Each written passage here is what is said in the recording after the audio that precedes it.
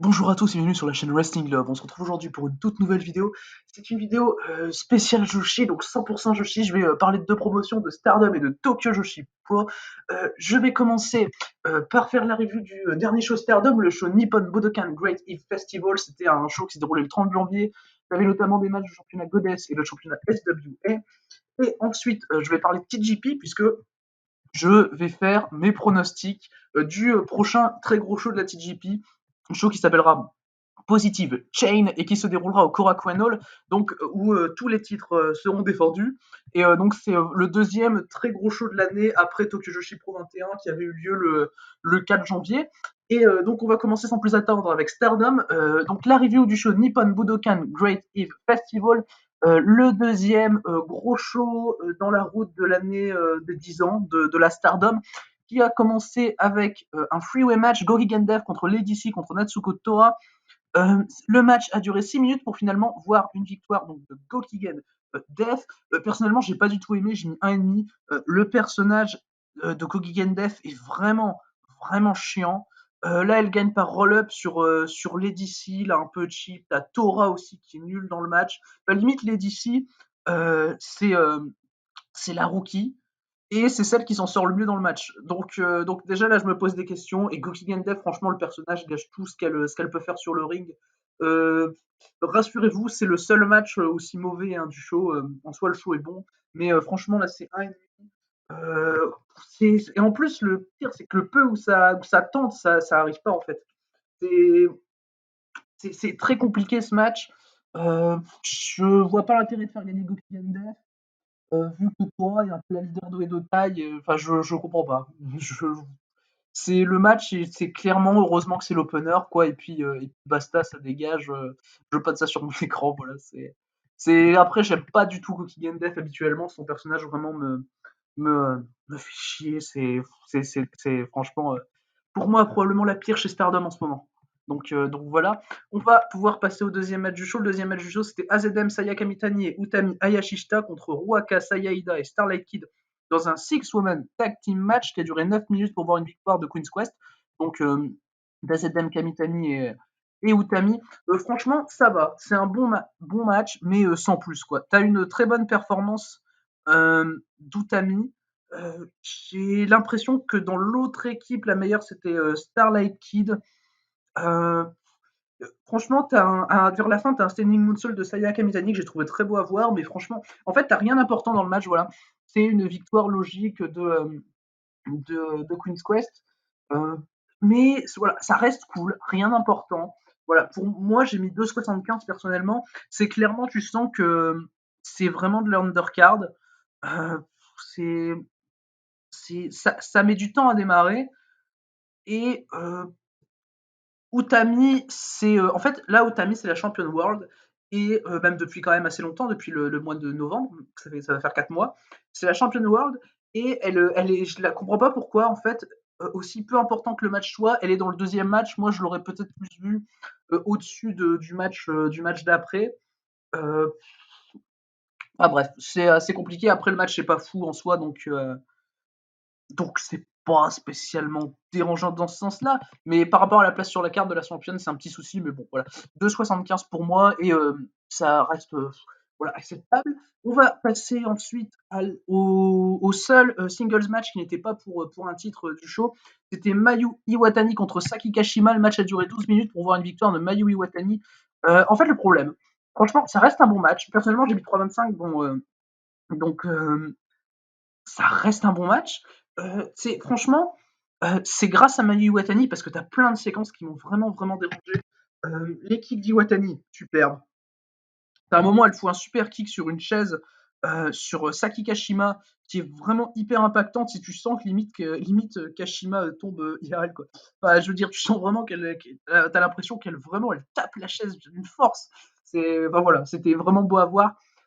Mais t'as des séquences. Euh, qui sont mais tellement longues à l'extérieur du ring. C'est Puis après, pendant le match, t'as une utilisation de menottes qui est faite pour rien. Là, c'est encore plus compliqué parce que à ce moment-là, c'est rien qu'à ça qu'a servi la séquence en dehors du ring, et après, ça sert plus à rien. Euh, Ensuite, tu as Iwatani qui fait un tombstone sur Kashima et qui la pine pas. Enfin, elle fait le tomber sur Kashima, elle la relève avant 3 pour dire ouais, j'ai envie de encore plus te démolir la gueule. Et après, elle gagne sur limite un roll-up, quoi. C'est complètement con. Iwatani, elle passe pour une conne, c'est dingue. Euh, et je trouve ça compliqué de gagner, de faire un gros move euh, pour, euh, pour après gagner par roll-up, alors que c'est toi qui as choisi de pas gagner avec ce gros move. C'est assez compliqué en termes de booking.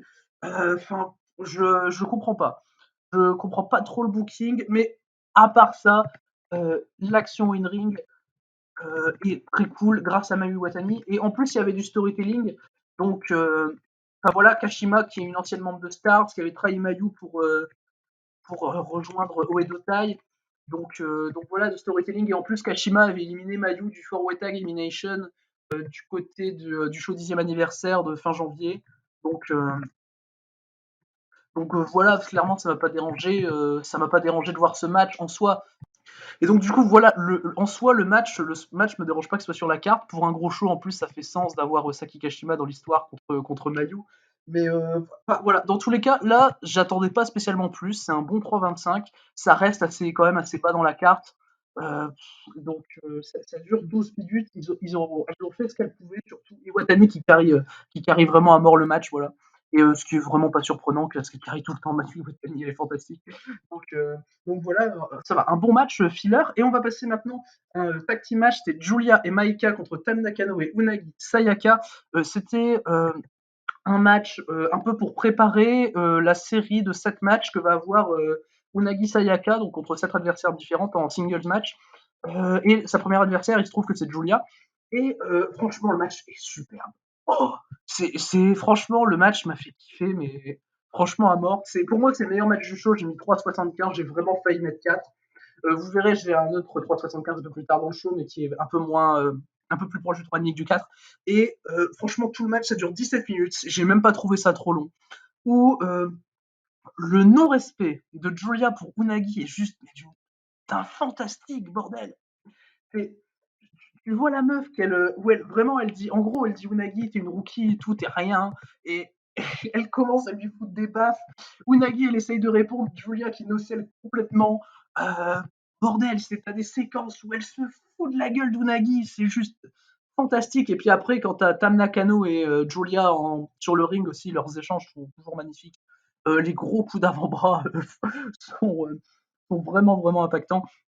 Et comme je l'ai dit, franchement, le match construit autour de Julia et Unagi est juste génial.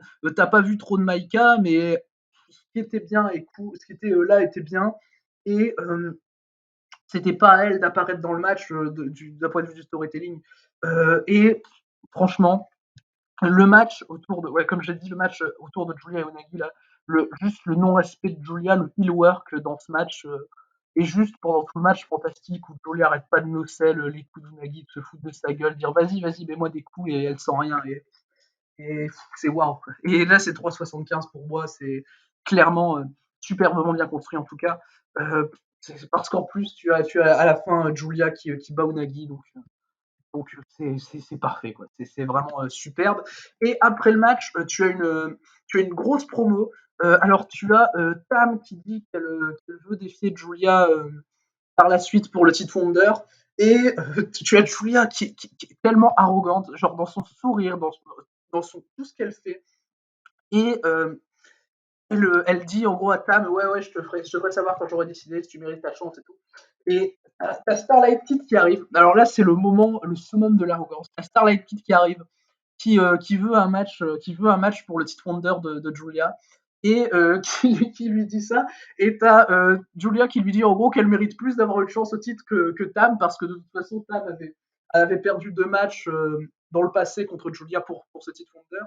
Et après, elle, comme ça, elle prend le visage de Starlight Kid, elle le repousse un peu, elle lui dit oh, t'es trop mignonne pour avoir une chance à mon titre, regarde, je vais te casser en 2 secondes. C'est d'un fantastique. Comment elle lui repousse le visage un peu, comment elle sourit, bref, le millwork est magnifique dans cette promo d'après-match. Et du coup, tu vas voir le Julia contre Starlight Kid très bientôt pour X Thunder. Tu auras également sûrement un Julia Tam, pourquoi pas, du côté du show du Budokan en mars. Mais bref, franchement, cette promo d'après-match m'a vraiment marqué. Je l'ai trouvé vraiment fantastique en tout point. Et Julia continue de manquer de respect à Unagi également. Voilà. Maïka, elle regarde au loin, elle regarde, elle observe. Voilà. Voilà, elle est scotchée. Et du coup, voilà pour ce match. On va pouvoir passer maintenant aux Goddesses of Stardom Titles. Donc c'était Bea Priestley et Konami qui défendaient les titres contre Himeka et Natsupoi. Ça a duré 13 minutes pour voir une victoire de Bea et de Konami. Perso, le match, j'étais pas spécialement hype pour ce match de championnat par équipe. Euh, mais franchement, j'ai eu ce que j'attendais. C'était pas ouf, mais ça restait très cool. Surtout des séquences entre Konami et Bea, des séquences de tag work qui étaient très très cool. Konami MVP du match d'ailleurs, avec ses magnifiques soumissions. Enfin voilà. T'as la séquence de finish qui m'a un peu dérangé avec le cheating de Bea Priestley qui arrive, qui fout un coup de chaise sur Natsupoi. T'as Konami qui en profite, on connaît, qui fait taper Natsupoi. Voilà, c'est du finish au Edo Tai, intervention, tricherie, enfin voilà. C'est assez saoulant à force. J'ai l'impression d'avoir déjà vu 100 000 fois. Euh, T'as Himeka pendant le match, elle est ultra transparente, mais je pense que c'est même une bonne chose pour le match parce que bon, Himeka c'est marrant 2 minutes sur un ring. Euh, mais Natsupoi reste, elle fait une super performance. Voilà, j'ai mis 3,25, mais c'est un bon match de championnat. C'était moins bien que le match où Utami et Saya avaient perdu les titres contre justement Bea Priestley et Konami en décembre. Et là, voilà, c'est une bonne défense. Et après le match, Himeka challenge Bea Priestley et Konami pour les titres tag, mais cette fois-ci, elle veut Maika comme partenaire tag parce que Himeka s'est pas fait pin par les deux. Donc tu te diriges en février, je pense, ou peut-être au show du Budokan, sur un match pour les championnats tag, Bea Priestley et Konami contre Himeka et Maika. Donc bon, ça continue la storyline bien en attendant que Natsupoi arrive vers le titre high speed d'Azumi. Voilà, ça reste assez cool. Du coup, en parlant d'Azumi, on va en parler un peu plus tard, puisque on va maintenant parler du championnat SWA, et vous verrez, il y aura un peu d'Azumi par rapport au championnat SWA. Et c'était Syuri qui défendait son titre contre Momo Watanabe. C'est un match qui a duré 18 minutes, qui était déjà hype depuis les shows de construction, où elles avaient eu déjà un singles match qui avait fini en time limit draw de 15 minutes. Pour moi, deuxième meilleur match du show, voilà. J'avais dit tout à l'heure qu'il me restait un 3,75, c'est celui-là. Après, j'ai, je pense, préféré leur premier match, bizarrement. Le work des deux est super, les kicks des deux, là, de Syuri et Momo, qui de toute façon, pour moi, c'est les deux meilleurs strikers de chez Stardom. C'était fait avec tellement d'impact. Même les drop kicks, pour vous dire, même les drop kicks de Momo étaient fantastiques. C'est c'est vraiment super. Tu sens beaucoup de respect entre les deux combattantes. La séquence de finish est assez brutale. Franchement, j'ai vraiment bien aimé le match. Tu sens que les deux meufs se connaissent, savent se catcher. C'est vraiment du super bon catch. Ça marche avec moi 3,75. Et c'est du niveau qu'on pouvait attendre des deux. Après, elles auraient évidemment pu avoir un meilleur match, je pense. Mais en soi, ça me dérange pas. C'est pas non plus le plus gros des shows qu'il peut y avoir. Euh, donc, euh, donc voilà. Et puis Tsuri Momo, c'est toujours une belle affiche, toujours un bon match. Donc voilà, moi j'ai pris ce qu'elle me donnait, c'était super. Et du coup, après le match, Tsuri a dit qu'elle voulait défendre son titre SWA contre AZM, puisque AZM avait réussi à la battre dans le 5 star. On se souvient, c'était en août-septembre, le 5 star, qui est le G1 Climax de chez Stardom. Et Syuri décide d'avoir AZM comme prochain adversaire. Donc ce sera évidemment en février au Korakuen Hall. Étant donné que AZM va pas aller challenger Syuri au Budokan pour le SWA, vu qu'elle défend déjà son titre high speed au Budokan. Euh, donc voilà, c'est pas. Donc, contre Natsupoi d'ailleurs, donc c'est pas. C'est logique de l'avoir affronté Syuri avant. Mais du coup, personnellement, je suis hype pour le match. T'as AZM qui a accepté, évidemment. Je suis hype pour le match.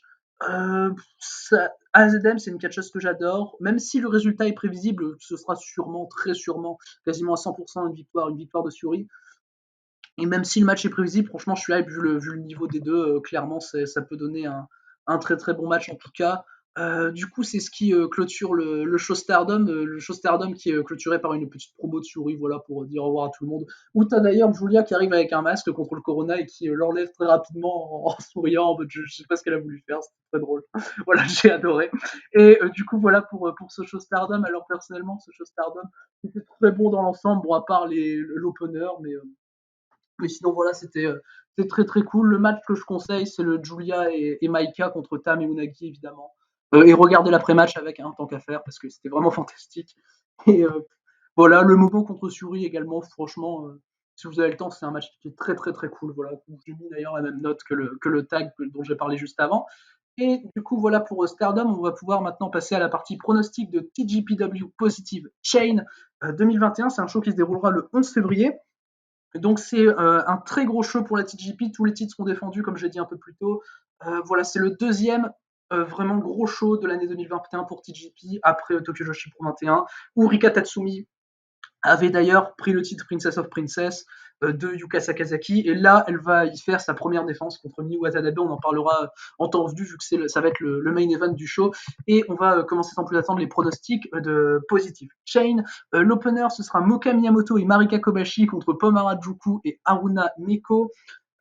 Personnellement, je vois Harajuku et Neko gagner. Euh, Ça me paraît logique. Je pense que Moka Miyamoto va, euh, va prendre le pin. C'est une rookie, elle a débuté en août, septembre. Enfin, Harajuku et Neko, techniquement, c'est l'équipe la moins bien bookée. Donc, même si là, ça reste en opener, mais tu sens, il y a peut-être un truc à faire avec un petit programme avec Harajuku et Neko, pourquoi pas aller challenger pour les titres tag dans un show de construction, voilà. C'est, ça me paraît une chose intéressante à faire. Après, c'est pas le match non plus qui va faire rêver, mais comme je l'ai dit, ce sera un show de construction et voilà. Et le fait qu'il y ait Moka Miyamoto me fait clairement pronostiquer la défaite de l'équipe. Euh, je vois pas pourquoi faire gagner une équipe de Moka Miyamoto et Marika Kobashi en fait. Donc voilà, pour moi, victoire de Harajuku et de Neko. On va pouvoir passer maintenant au deuxième match, Raku Yunamanase et Naoka Kuta contre Mairo Kiryu, Hikari Noa et Sena Shiori.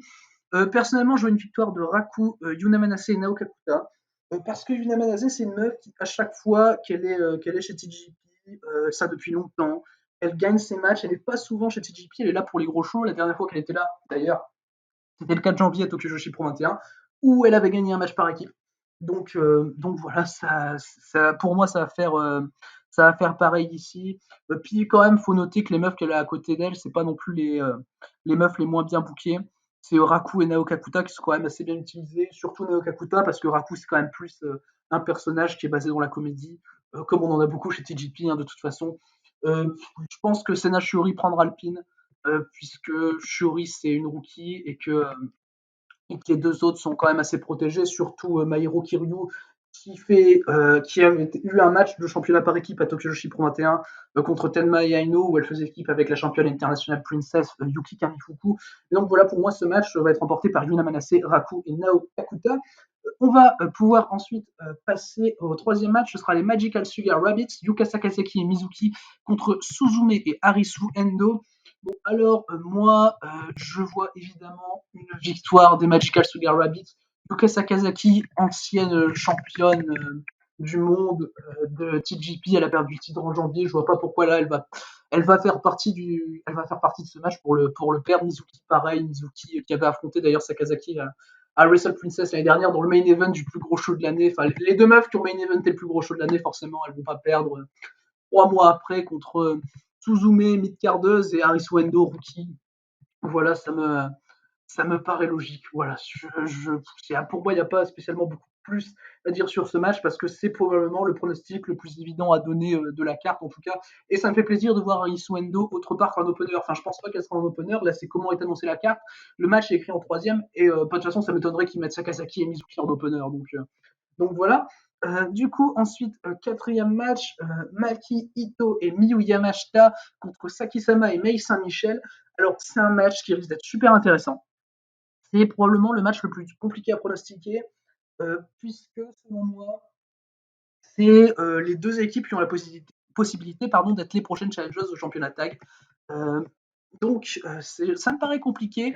Et selon le pronostic que j'ai pour les championnats tag, je vais dire une victoire de Saki Sama et de Mei Saint-Michel. Vous verrez tout à l'heure pourquoi je dis ça quand je parlerai des championnats tag. Je pense que Saki Sama et Mei Saint-Michel vont remporter le match. Ito et Yamashita se sont affrontés il y a Tokyo Joshi Pro 21 d'ailleurs. Elles sont revenues en équipe. Là, vous vous rappelez, Yamashita, c'est la mentor de Maki Ito. Je pense que quand l'une des deux, quand soit Ito, soit Yamashita, plus Yamashita sera championne world, l'autre lui prendra le titre, donc en l'occurrence Maki Ito prendrait le titre à Yamashita. Et là, en attendant, je pense pas qu'elles doivent avoir un programme vers les championnats tag tout de suite. Il y a le temps d'attendre. Tatsumi vient d'être championne. Il y a le temps d'attendre de lui faire perdre le titre. Donc voilà. Et pour moi, c'est une victoire de Saki-sama et de Mei Saint-Michel qui iront challenger juste après pour les championnats par équipe. Il faut rappeler que c'est une équipe qui a vaincu Saki-sama et Mei Saint-Michel du côté de chez TGPW. On va pouvoir maintenant passer aux 3 matchs de championnat. On va commencer justement par les championnats tag. Nodoka Tenma et Yuki Aino vont les défendre contre Hyper Misao et Shin Ultra Shoko, donc les Tokyo Joshingers. On le rappelle, Shin Ultra Shoko, c'est Shoko Nakajima. Tout simplement, elle a dû changer de nom et donc de gimmick également pendant un mois à cause de sa défaite contre justement Hyper Misao, qui est sa partenaire tag du côté de Tokyo Joshi Pro 21. C'était la stipulation de ce match que la perdante devait changer son nom pendant un mois. Et là, c'est Shoko Nakajima qui est donc devenu Shin Ultra Shoko avec une gimmick de super-héros comme la Hyper Misao, vraiment dans le but de faire de la comédie. Ce qui est peu surprenant, je m'attendais vraiment à ça pour en plus faire tag avec Hyper Misao, voilà. Euh, Même si elles ont déjà fait tag à l'époque où Shoko était moins axé comédie que ça. Mais là, je trouvais ça logique si tu lui fais changer de nom, mets-lui une gimmick comédie tant qu'à faire. Et donc, du coup, pour ce match, moi, je vois Nodoka Tenma et Yuki Aino gagner. Parce que justement, voilà, je les vois conserver les titres et les perdre contre Saki-sama et Mei Saint-Michel. Voilà, c'est clairement, pour moi, les prochaines championnes, Saki-sama et Mei Saint-Michel, elles sont construites pour. Et le règne de Tenma et Aino, selon moi, va pas être spécialement si long que ça. Donc, foncièrement, je les vois conserver, surtout que Shin Ultra Choco, c'est un personnage qui dure qu'un mois. Pour moi, elle va pas gagner les titres tag comme ça en Shin Ultra Choco, alors que son nom est prévu pour un mois. Je veux dire, je la vois mal arriver, changer de gimmick d'un seul coup et conserver les championnats tag. Enfin, je sais pas. Pour moi, ce serait quelque chose d'assez con. Enfin, pour moi, Tenma et Aino, en plus, elles ont battu des championnes, il me semble même les championnes par équipe les plus longues, avec le plus long règne de l'histoire de la TGP. Miyu Watanabe et Rika Tatsumi, elles les ont battues en novembre. Ça m'étonnerait pas qu'elles aient un mois, 2 mois de plus de règne avant d'aller affronter Saki-sama et Mei Saint-Michel. Ils vont, selon moi, venir les challenger juste après le match. Voilà, donc pour moi, une conservation de Tenma et de Aino. On va passer maintenant au match pour le championnat International Princess Championship.